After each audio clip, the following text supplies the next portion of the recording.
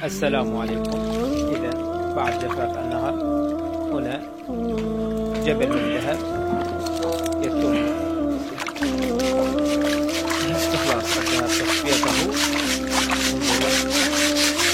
ذهب خالص، ويوجد بعض السوائل نقوم بتصفيته. ما شاء الله انظروا.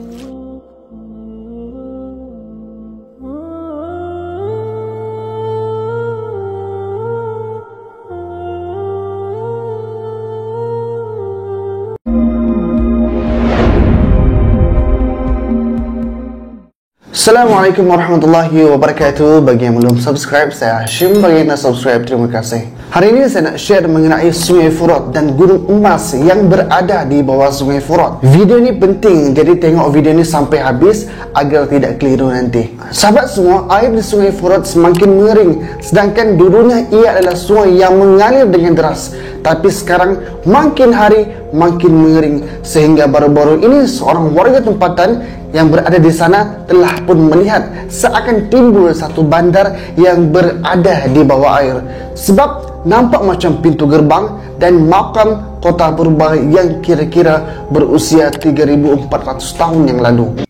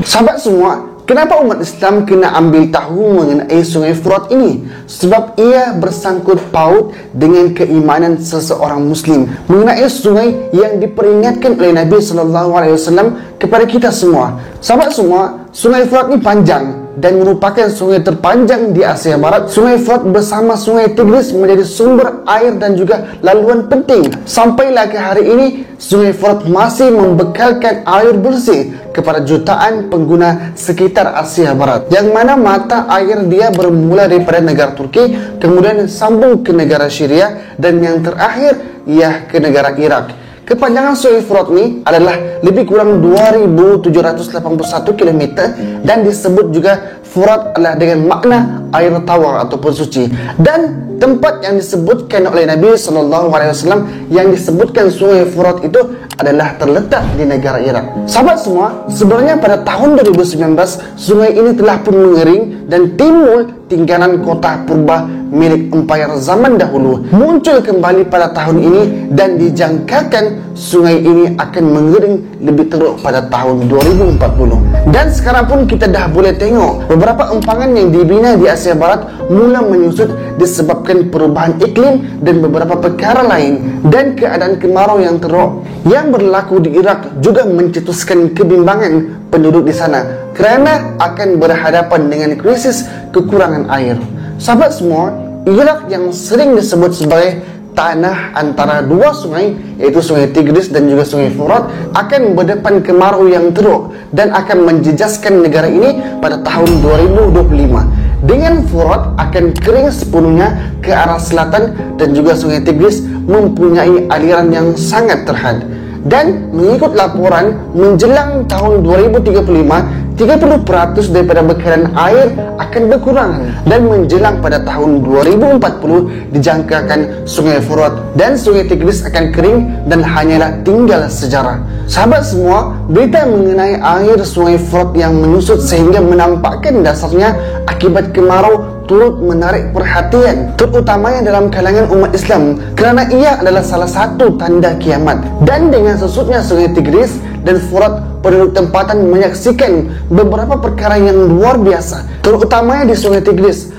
Munculnya kota purba yang lama apabila kemarau mengeringkan takungan empangan air Mosul Irak, telah pun timbul bekas runtuhan kota purba lama zaman dulu yang juga merupakan istana dengan tembok yang kokoh lebih kurang tingginya 22 kaki. Dan ahli arkeologi menjumpai bilik yang terdapat lukisan mural. Lukisan mural itu para saintis menjejak susur galur kota tersebut dan dipercayai milik Empire Mitanni, sebuah kerajaan besar yang memerintah di antara Syria dan Irak pada abad ke-14 dan abad ke-15 sebelum Masehi. Sebenarnya ahli arkeologi sudah pun mengetahui kewujudan kota ini sejak daripada tahun 2010, dan kini hanya beberapa tempat sahaja yang dijumpai dan beberapa penemuan mengenai kota ini. Antaranya ialah batu yang mempunyai tulisan terawal dengan diterjemahkan sebagai kota Zakiku, yang dianggarkan kota itu telah pun terbina sekurang-kurangnya 4 abad.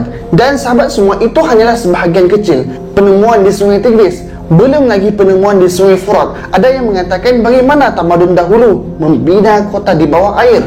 Sebenarnya bukanlah mereka membina kota di bawah air, tetapi airlah yang menenggelamkan kota-kota tersebut. Kerana tamadun dahulu membina kota berdekatan dengan sumber air mereka, kemudian ditenggelamkan oleh air tersebut. Sahabat semua, sebagai orang Islam, penemuan sebegini kita percaya dan kita akui bahawa wujudnya kaum dahulu yang ada nabi-nabi yang diutuskan kepada mereka oleh Allah Subhanahu wa taala untuk menyembah Allah Subhanahu wa taala dan meninggalkan sembahan yang lain. Dan kaum tersebut ada yang sebahagiannya diazab dan ada sebahagiannya ditenggelamkan. Dan akan datang nanti di masa hadapan, apa yang ada di bawah sungai Furat bukan lagi rahsia. Kerana di bawah sungai Furat ini adanya gunung emas yang manusia nanti rakus untuk berebut harta tersebut, sehingga akan berbunuh-bunuhan sesama sendiri berdasarkan sabda Nabi SAW. Tidak terjadi hari kiamat itu sehingga sungai Furat menjadi surut airnya, sehingga terdampak sebuah gunung daripada emas. Ramai orang berperang untuk merebutkannya, maka terbunuh 99 daripada 100 orang yang berperang. Dan masing-masing yang terlibat berkata, mudah-mudahan akulah yang terselamat itu. Sahabat semua, perkara ini nanti akan terjadi kerana semua sabda Nabi SAW adalah benar. Itu rahsia besar di sebalik penyebutan sungai Furat ini. Yang perlu kita ketahui adalah sebenarnya Nabi SAW menunjukkan bahaya kerana ramainya orang berperang saling bunuh-membunuh. Ini kerana kata ulama, manusia akan datang daripada pelbagai pelosok dunia untuk berlumba-lumba memiliki kekayaan itu. Semua nak jadi kaya, semua nak dapatkan harta itu, maka pertumpahan darah pun pasti akan berlaku. Apa umat Islam perlu buat jika perkara ini berlaku pada zaman kita, jika kita berada pada waktu itu? Nabi SAW telah pun menasihati kita pada 1400 tahun yang lalu.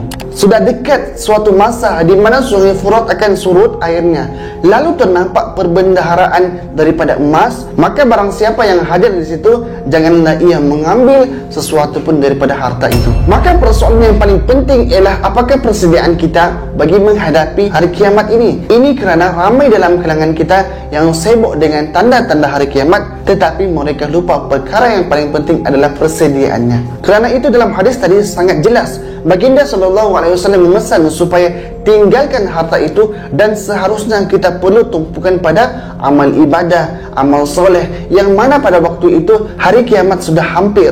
Firman Allah Subhanahu wa taala yang bermaksud, wahai orang-orang yang beriman, bertakwalah kepada Allah dengan mengerjakan segala suruhannya dan meninggalkan segala larangannya, dan hendaklah tiap-tiap diri melihat dan memperhatikan apa yang ia telah sediakan daripada amal-amal untuk hari esok, iaitu hari akhirat.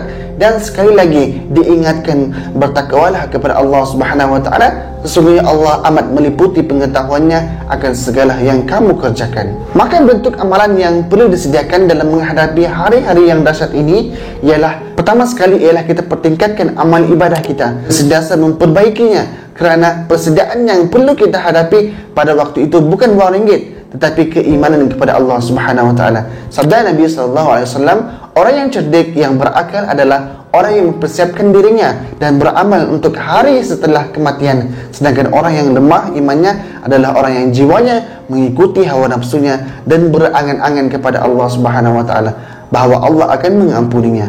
Sahabat semua, yang kedua ialah bertaubat kepada Allah Subhanahu wa taala sebelum terlambat. Taubat ialah kembali kepada Allah, mentaati Allah Subhanahu wa taala dan meninggalkan dosa. Sabda Nabi sallallahu alaihi wasallam, tidaklah akan datang kiamat sehingga matahari terbit daripada tempat terbenamnya, iaitu daripada barat. Apabila matahari terbit daripada barat, maka orang ramai melihatnya, lantas mereka beriman seluruhnya. Maka itulah saat ketika iman seseorang tidak lagi bermanfaat bagi dirinya yang belum beriman sebelum itu ataupun belum mengusahakan kebaikan dalam masa imannya. Jadi sahabat semua, tanda-tanda hari kiamat sudah pun terlalu banyak di hadapan kita, tetapi disebabkan keselesaan yang kita ada pada hari ini menyebabkan kita buta bahawa kehidupan yang hakiki ialah kehidupan selepas kematian. Jadi sahabat semua, sebelum tibanya hari yang dijanjikan oleh Allah Subhanahu wa taala kepada kita, maka kembalilah kita kepada Allah agar kita tidak akan menyesal di sana nanti. Jika video ini bermanfaat, jangan lupa untuk share. Semoga memberi kebaikan kepada kita semua. Assalamualaikum warahmatullahi wabarakatuh.